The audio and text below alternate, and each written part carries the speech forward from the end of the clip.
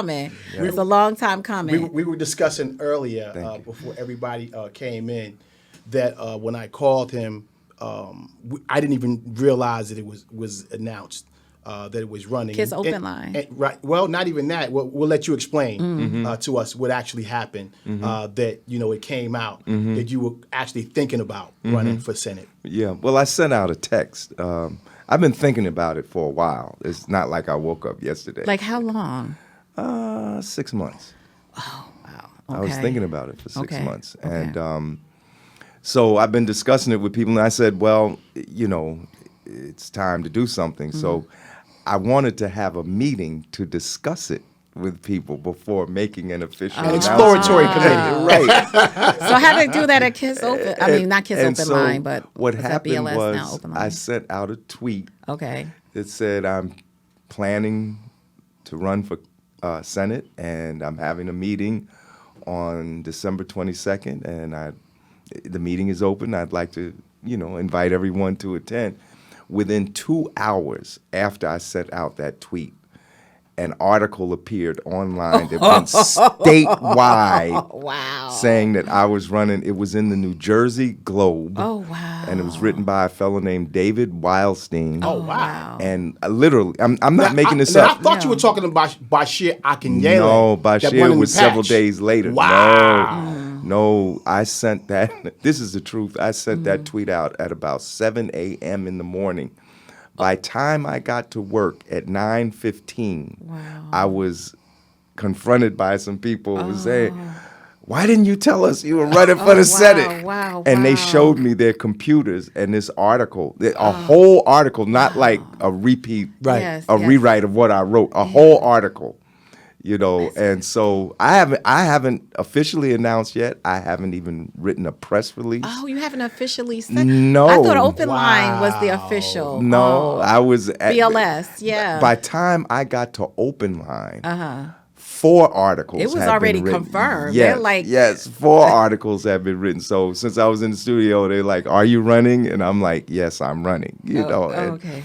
But it wasn't like an official with Have the you press. submitted like the paperwork and everything Well, like that? you got no, time. No, the petitions aren't even out yet. Okay. The petitions should be out next week. Okay. And I will get the petitions, and I'm having another meeting on January 11th, and I'm inviting people who want to help me get the signatures. I have to get 1,000 signatures of registered voters who live in New Jersey. Where's it going to be at in January 11th? It's going to be at Refile at Okay. 271 South 9th Street Okay. in Newark, the corner of 9th Street and 13th Avenue. Okay. Gotcha. And that meeting will be there, and everyone is invited. And at that point, we really going to get down into the nitty gritty, because I can't be a candidate unless I'm on the ballot. That's right. And to get on the ballot, I have to have the signatures of 1,000 registered voters in the state of New Jersey. But you're not very far away. You've had your dip in somewhat in politics with the legislator or something of that nature. You worked for that. Well, when I was 17 years old, I was appointed to the Newark Board of Education. Right.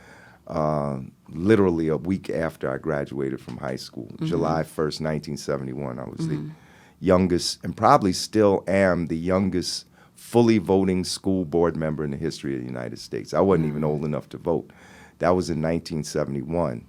And then the following year, I was elected one of the vice presidents of the board. And then in 1920, many people don't know this, I ran for city council on the second community choice team. Yes. The first community choice team was Ken Gibson and Sharp James and Dennis Westbrook. That was 1970. Our team was community choice team in 1974, and that was Reverend Ralph Grant, Juliet Grant, Jim Nance, Dennis Westbrooks, and myself. Okay.